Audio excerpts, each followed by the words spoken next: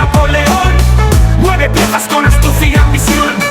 Bajo ataque mantiene su posición. Libres y dignos hasta la conclusión.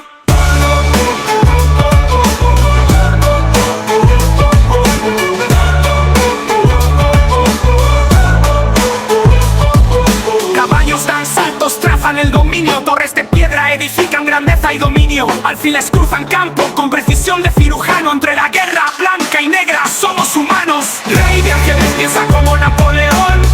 Mueve piezas con astucia y ambición. Bajo ataque mantiene su posición. Libres y dignos hasta la conclusión. ¿Qué onda, qué onda, qué onda? Pues vámonos con esto que es la reflexionada mañanera de a cómo estamos a 16 de agosto, ¿no? Vamos a ver, ahí me veo. Sí, ahí me veo. A 16 de agosto, por ahí vamos a hacer algunos cambios. Normalmente el sábado estábamos viendo el lobo estepario, pero como todo lo quieren relacionar con algo y últimamente ha sido con la película del Lobo de Wall Street y creo yo que mejor vamos a cambiarle poquito por el momento porque vamos con otra lectura que también relacionan a un sinfín de cosas, ¿no? Que considero que es un poquitín más importante. Digo, el otro también es importante, pero esto también es importante, ¿no?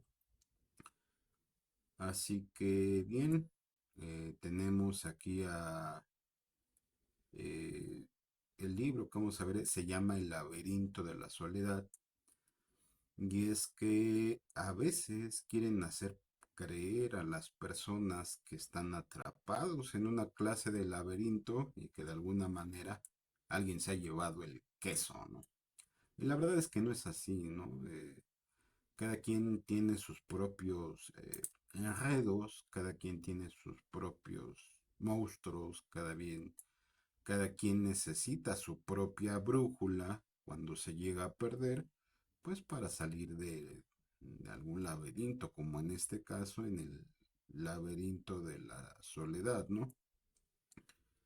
Vamos a iniciar con esta frase que dice, lo otro no existe. Y era casi lo que les estaba diciendo.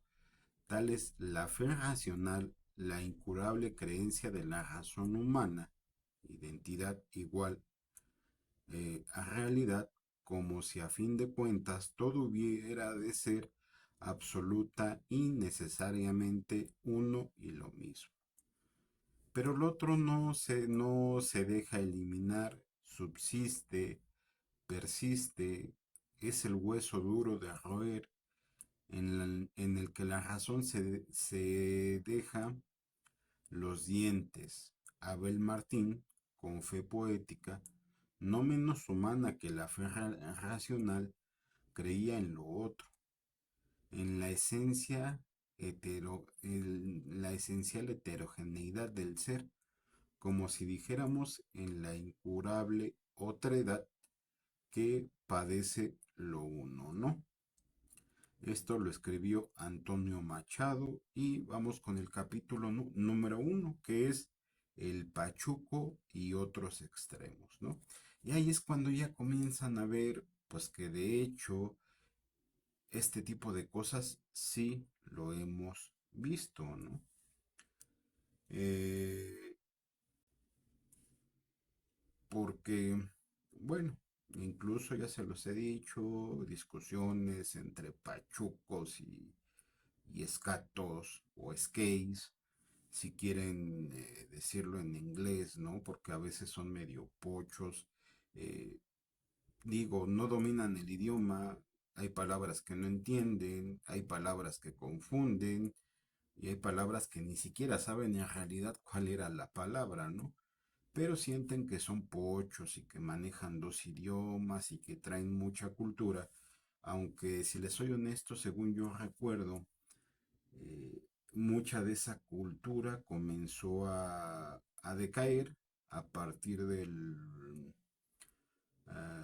2001, 2000, a partir de los 2000 es más o menos comenzó a decaer esa cultura en muchas partes ahora sí que pues del país, ¿no? Eh, pero había quienes se quedaron como que atrapados en los 2000 y ahí se quedaron y a veces confunden cosas de unas corrientes con otras, por eso el Pachuco y otros extremos, creo yo, que es un poquitín más importante que el lobo estepario, ¿no? Sobre todo por los extremos, ¿no? Más que otra cosa. Dice, a todos en algún momento se nos ha revelado nuestra existencia como algo particular, intransferible y precioso. Casi siempre esta revelación se sitúa en la adolescencia. El descubrimiento de nosotros mismos se manifiesta como un sabernos solos entre el mundo y nosotros. Se hable un impalpable, transparente muralla de nuestra conciencia. Es cierto que apenas nacemos nos sentimos solos, pero niños y adultos pueden trascender su soledad y olvidarse de sí mismos a través de juego o trabajo. Lo que no se vale, y ese es mi particular punto de vista, es, ok, haces lo que haces porque te sientes solo, porque has tenido alguna clase de pérdida, porque extrañas o tienes nostalgia de una época que fue y ya no será, porque tienes una crisis de la edad y en ese mismo sentido es muy común que muchas personas, sobre todo las que ya son como yo, que pasan de los 40 años, que comiencen a tener ese tipo de crisis porque están pasando a lo mejor de ser adultos jóvenes a ser adultos y en ese caso, pues como que extrañan su juventud, la adolescencia y en muchos casos su pelo, ¿no? Pues, ahora sí que a partir de los 40 se comienzan a quedar pelones, entre otras cosas que nos comienza a pasar y no es por nada malo, simple y sencillamente cuestiones de la edad, ¿no? Y comienzan a extrañar y quieren cambiar su imagen y quieren recuperar algo que ellos consideran les hacía felices, aunque hay que ser honestos, ¿no? Muchos, aunque hayan tenido mucho pelo de jóvenes, pues, uf, ok, tenías pelo, pero pues agraciado no eras, ¿no? Entonces, pues realmente no se perdió mucho, ¿no? Así que, pues así suele suceder, así pasa. Y pues hay que siempre pues estar evolucionando, estarte adaptando a la nueva realidad. Y es que las cosas cambian y no nada más a nivel local, a veces a nivel estatal, a veces a nivel país y a veces a nivel región. Y ya habíamos hablado un poquito de eso, que a veces es Sudamérica, Centroamérica, Norteamérica, etcétera, etcétera, ¿no? Porque pues por políticas y lo que era ayer ya no puede ser y pues ni modo, ¿no? Hay que seguir adelante, ¿no? Dice, en cambio, el adolescente vacila entre la infancia y la juventud, queda suspenso un instante ante la infinita riqueza del mundo. El adolescente se asombra de ser y al pasmo sucede la reflexión, inclinado sobre el río de su conciencia. Se pregunta si ese rostro que aflora lentamente del fondo, deformado por el agua, es el suyo. La singularidad del ser, pura sensación en el niño, se transforma en problema y pregunta, en conciencia interrogante, ¿no? Aquí mero. Es decir, pues es prácticamente lo que se le dice adolecer, ¿no? Prácticamente en los adolescentes, pues ese tipo de cosas son muy comunes, ¿no? Que no serían tan comunes en alguien como yo, ¿no? Que ya tengo mis añitos, ¿no? Digo, a veces a lo mejor no se me ve tanto, pues sí, ya estoy viejo, pues. Eh, de hecho, Desde muy joven yo ya era el adulto responsable, y no porque fueran puros niños, sino porque por alguna razón había personas que simple y sencillamente no maduraban. Y prueba de ello les voy a poner un ejemplo. Vamos aquí a abrir un archivito de Word, porque pues a veces no todo lo tenemos que dibujar, ¿no? También se entiende pues con con letras, así que vamos a poner las mayúsculas. Y es que en muchas ocasiones, y nada más es una frase, pero la repiten y la repiten y la repiten tantas veces que comienza a ser molesta. Vamos a ver la frase. Es con I, ¿no? Aquí le ponemos un guioncito para que quede evidencia de que estamos hablando de cosas distintas, ¿no? Aquí. Vamos a hacerlo un poquito más grande con un 72 para que se vea bien en la grabación, ¿no? Con I, ok. Ahora, acuérdense que también ya habíamos platicado aquí en este espacio de lo que es la dislexia, pero vamos a preguntarle a Moni qué es la dislexia. ¿Qué es la dislexia? Entonces, parece que hay personas que de verdad tienen esa clase de enfermedad y que además son abogados que muy frecuentemente hacen ese tipo de cosas, dice la inteligencia artificial, dislexia. Es un trastorno del aprendizaje de origen neurobiológico que afecta principalmente la capacidad de leer, escribir y deletrear con fluidez y precisión. Se caracteriza por dificultad en el reconocimiento preciso de palabras, la decodificación de textos y la ortografía, sin relación con la inteligencia, motivación o entorno educativo del individuo. Es decir, es muy específico. ¿Y qué se afecta? Pues el problema del aprendizaje. Ok. Características clave. Confusión de letras similares, ejemplo B y D, pues, que hacen que la voltean, ¿no?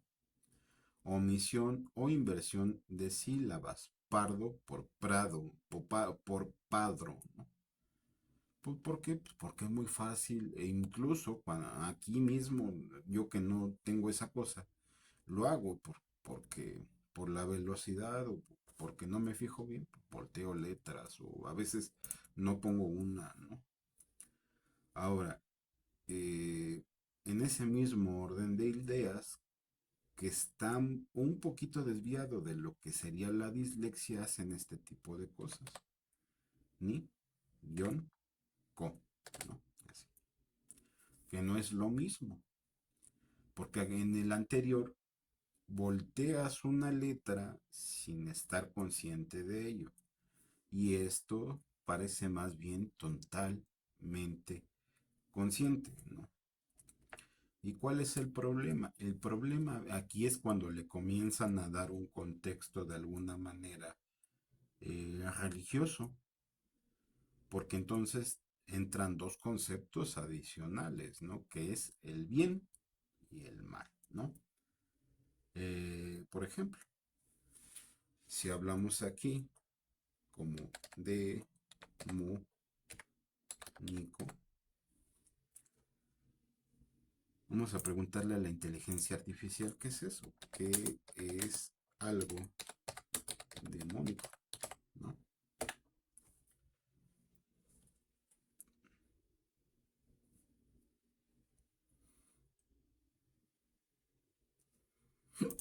¿Sabe cuánto llevamos? 13 minutos.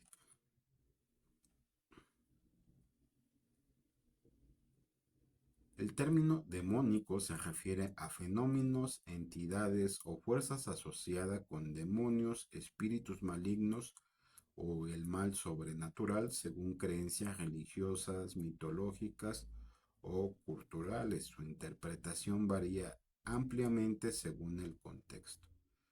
Perspectiva religiosa. Cristianismo. Los demonios se consideran ángeles caídos que siguen a Satanás. Apocalipsis 12:9. Actividades demoníacas incluyen posesiones, influencia maligna sobre personas o lugares y tentación al pecado. Ejemplo, rituales de exorcismo en la Iglesia Católica para expulsar entidades demoníacas. Otras religiones, en el Islam, los jinn malévolos pueden causar daño físico o espiritual. En el hinduismo, los asuras representan fuerzas oscuras que se oponen a los dioses. ¿Cómo se llaman? Asuras, y ese lo vamos a apuntar por acá porque muy probablemente nos sirva más adelante. Asuras, ¿no? Asuras. Ok. Interpretaciones culturales y folclóricas, ¿no? América Latina, en el náhuatl, México o el duende, Centroamérica se asocia con entidades que pueden actuar de forma maliciosa, ¿no? Nahual o duende. Vamos a ponerle también por acá. Nahual, nahual o duende, duende, ¿no? Porque tal vez a lo mejor nos sirva, ¿no?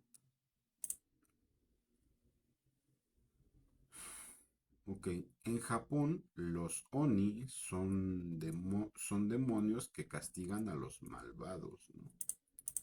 ¿Cómo se llaman? Oni. Vamos a ponerlo por acá. Oni.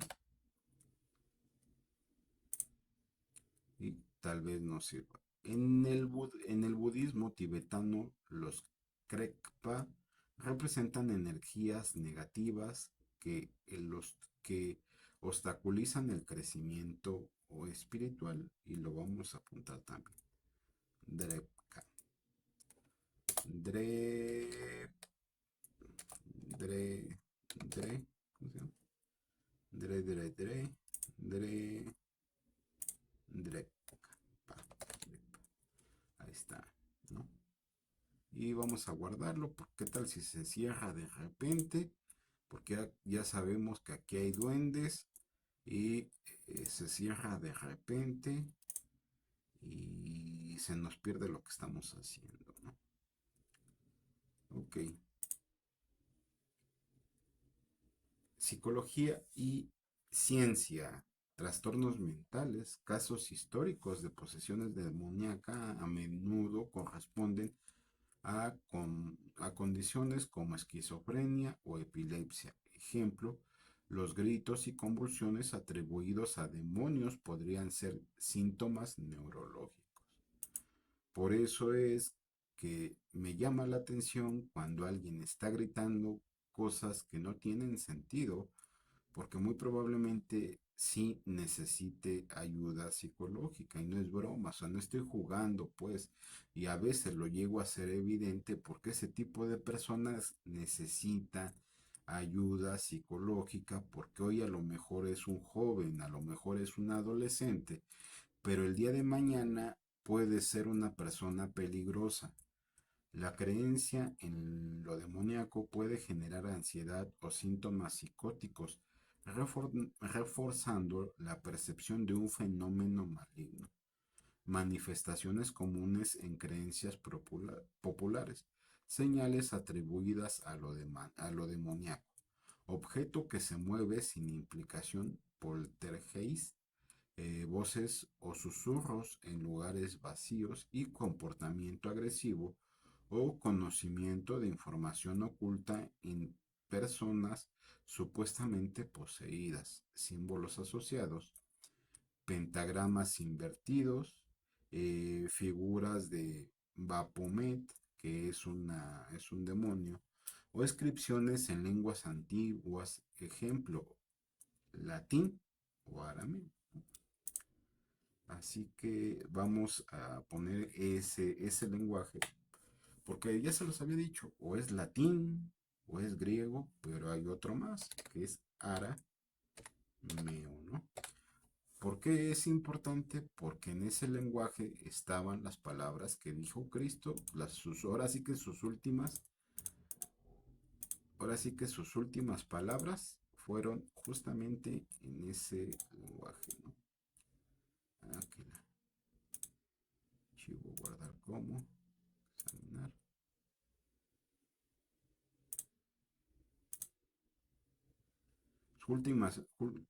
Justamente sus últimas palabras fueron en ese lenguaje arameo, ¿no? ¿Qué más, qué más, qué más? Y todavía no terminamos, ¿no?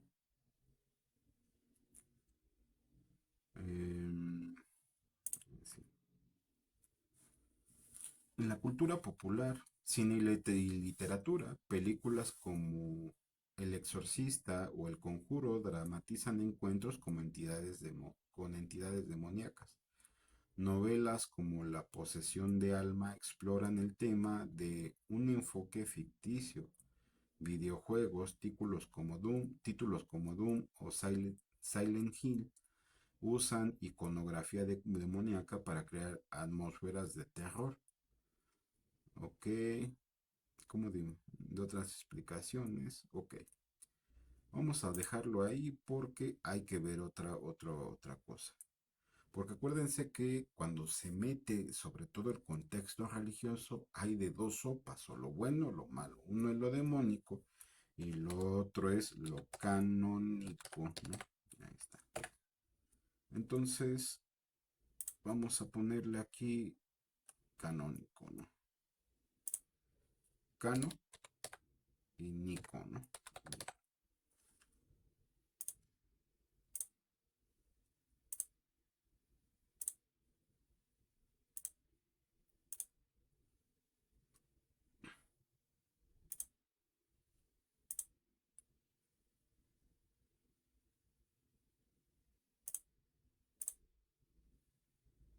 Ahí está, canónico, ¿no?